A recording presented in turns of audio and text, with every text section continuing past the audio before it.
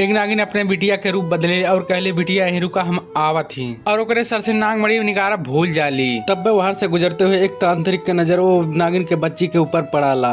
तांत्रिक ओकरे पास जाला और नागमणि देख के बहुत ज्यादा खुश होला। तब तांत्रिक नागिन के बेटी के ऊपर हमला करके ओके मार देला, जेकरे वजह से ओकर असली रूप ओकरे सामने आ जाला और नागिन से नागमणि उठावला और वहाँ भाग जाला। थोड़ी देर बाद नागिन वहाँ पे आ जाले और अपने बेटिया कैसन हालत देख के बहुत ज्यादा गुस्सा हो जाली। तब नागिन अपने बेटिया के आंख में देखेली, तब वो देखेली कि ओके एक तांत्रिक मार ले बा। तब नागिन अपने बिटिया के नागमणि के ध्यान लगावेली। तब वो तांत्रिक के पता चल जाला।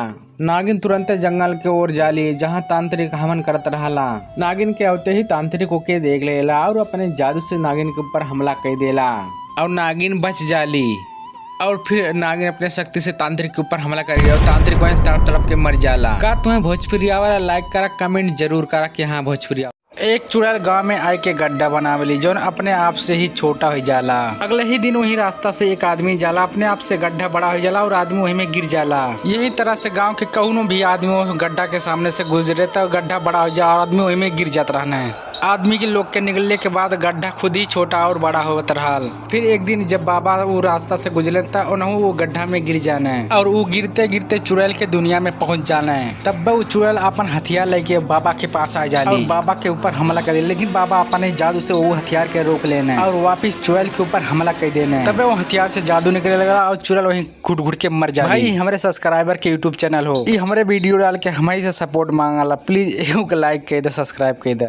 एक चुड़ैल एक नदी के किनारे अपन अंडा लेके सोवत रहेली। तब तक ओकर अंडा लुढ़कता लुढ़कता एक टोकरी में जाला और नदी में गिर जाला और बहते बहते वो एक जलपरी के पास जाला और जलपरी कहली ई अंडा के हम का करब और यही नाते वो अंडा वही नदी में तैरा देली। फिर वो अंडा बहते बहते एक रिया नाम के लड़की के पास जाला और वो लड़की अंडा अपने घरे लेके जाले। अचानक से अंडा टूट जाला, उनमें से एक लड़का निकला। बड़ा होके वो बच्चा शैतानी बच्चा बन जाला। यार चुड़ैल अपने लड़का के खोजत खोजत वही गांव में पहुंच जाली और वो इधर उधर अपने लड़का के खोजली। तब तक ओकर ध्यान वो लड़का पे पड़ाला और वो तुरंते अपने बच्चा के पहचान जाली और रिया के मारे लगेली।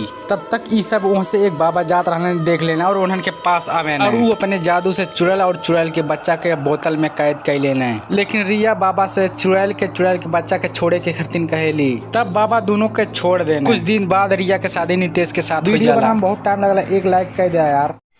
सुना क्या हमार मदद करा। नागिन अब तोहार हम रूप बदले।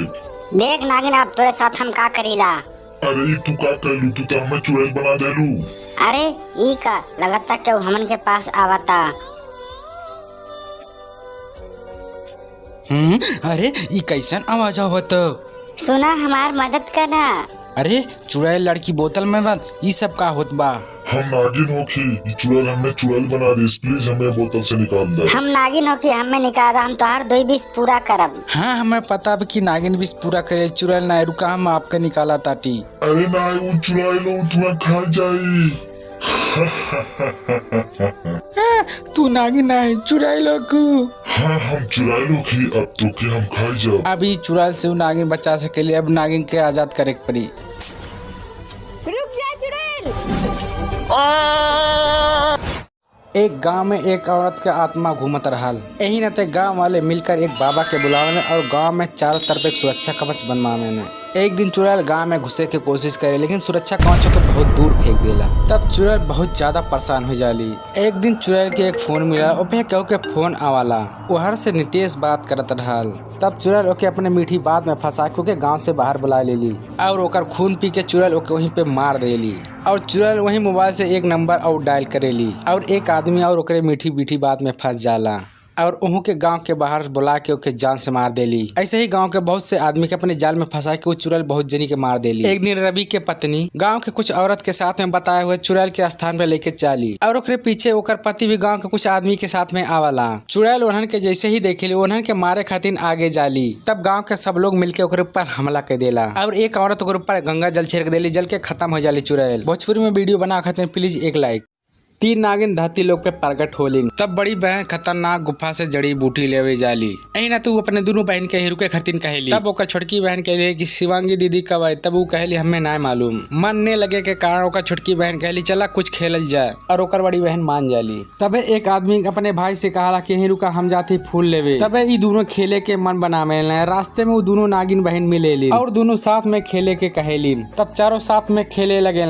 तबे दोनों नागिन बहन कहली कि हम तुम्हें कुछ दिखावे के चाहते थे और दोनों नागिन बन जालीन। ई देख के दोनों डरा जले और उन्हन के बड़का भाई आवाला सांप के देख के लाठी से लगाला मारे। तबे वो नागिन अपने असली रूप में आ जाली। ई देख के तीनों भाई डर जाना और उसे भाग जाना है। तबे नागिन के बड़ी बहन उन्हन के पास आवेली और अपने बहन के मरा हुआ देख के लगेली रोवेली और उन्हन के कातिल के उन्हन के आँखी में देख लेली। तब नागिन सबसे पहले बड़े भाई के पकड़ ली और ओके काट लेली। जब छोटे भाई के मारे वाले रहली तबे वहाँ पे महादेव आ जाने और कहनी तो हर बहन के गुनहगार ना इन्हन के छोड़। भोजपुरी में कार्टून देखे करते चैनल सब्सक्राइब करा।